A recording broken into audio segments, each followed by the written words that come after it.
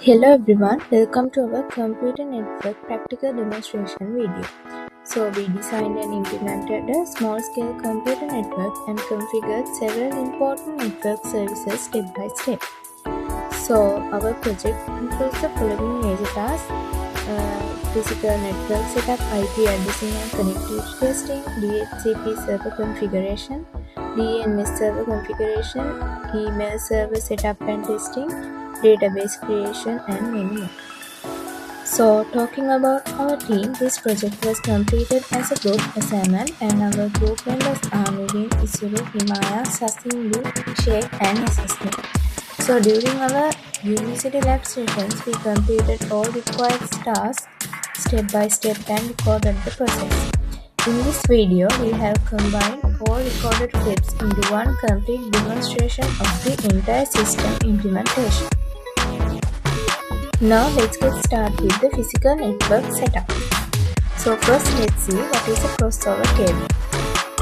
A crossover cable is different from a straight-through cable. In a crossover cable, the transmit and receive pairs are crossed. So what are the tools and materials required for this? We need a category 6 unshielded twisted pair cable, RJ45 jack, scrimp tool, twisted pair stripping tool, cable tester. So the process of making this cable is, first you must slide the groove into the cable before doing any wiring. Take the stripper section of your crimping tool, place the cable inside the stripper and rotate the tool once or twice gently. And then you must gently separate and straighten all 8 wires, keeping them as straight as possible.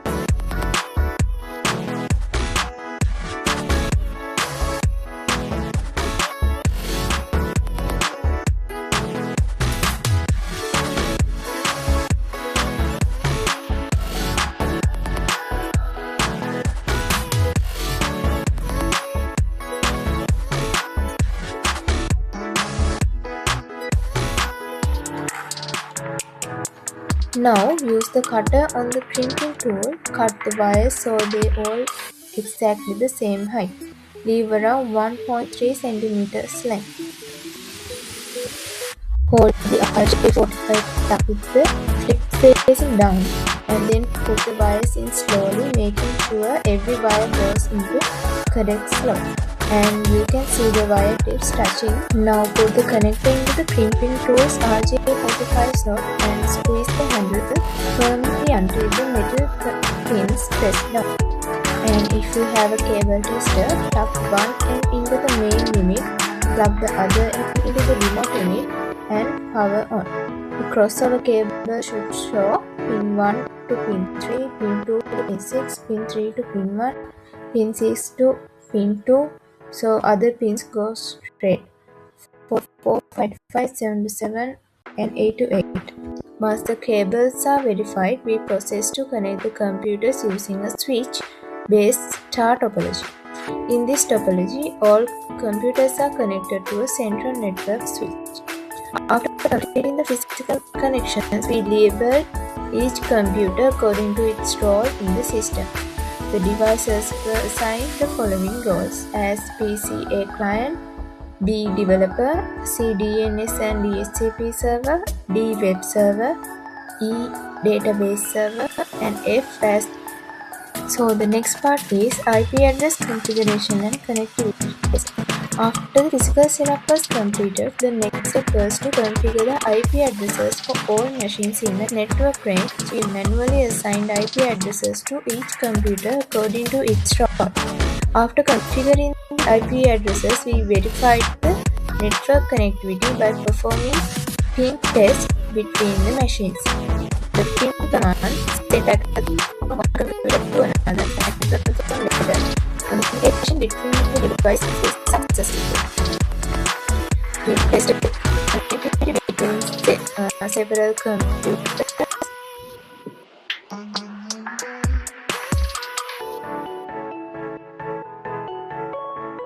We configured a DHCP server so that the client machine PC A can automatically receive its network configuration. We will begun by installing the dual DHCP DNS server application on PC and opening the DHCP settings. According to the requirement, we set the DHCP IP to start from the 10.12.12.60, making sure the range including 60, 61, and 62. We also configured the subnet marks, gateway, and DNS option.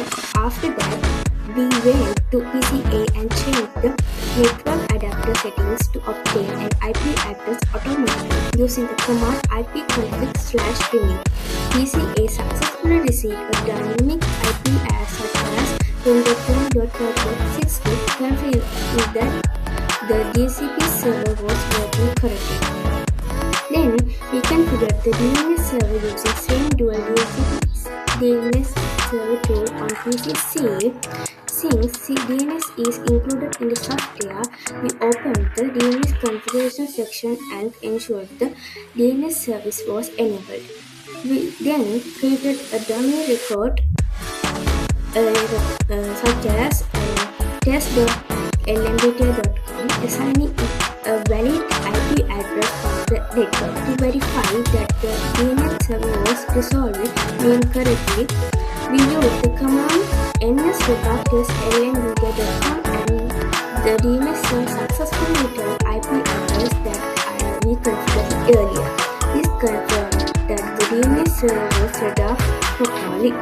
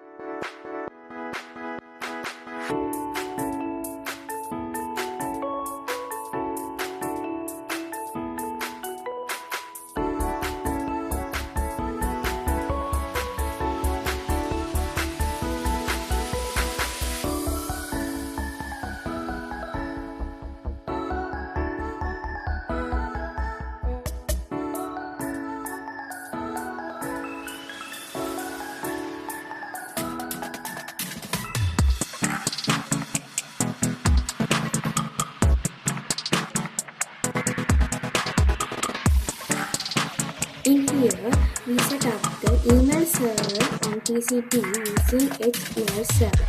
After installing the application, we created a new domain called lmbta.com, which matches the DNS configuration from the previous one. Then we created a user account for the client's developer register and custom provider under this domain. To test the email functionality, we logged into client account on PCA and sent an email to the developer requesting a website for his business. Then on PCB, we logged into developer account, checked the inbox and configured that the message was received. We sent a reply back to the client acknowledging the work. Since both emails were successfully sent and received, the email server configuration was confirmed to be working correctly.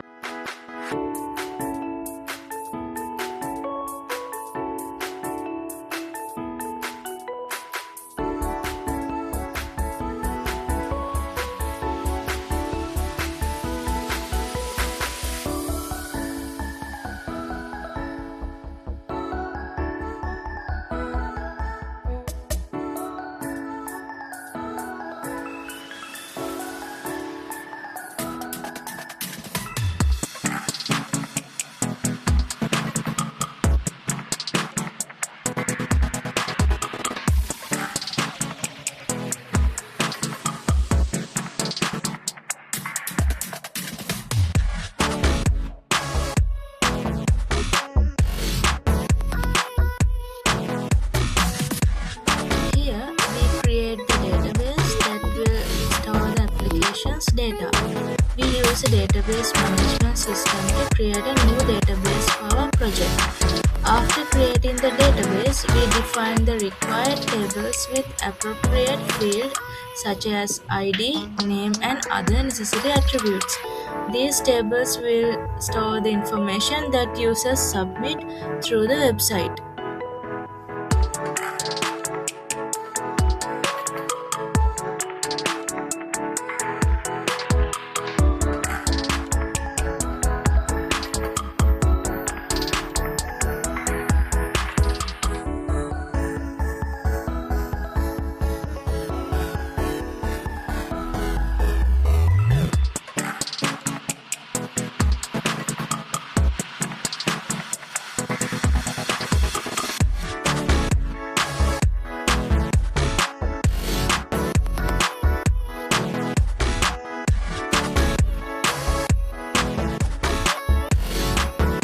In this, first of all, we need to create users on the FileZilla server.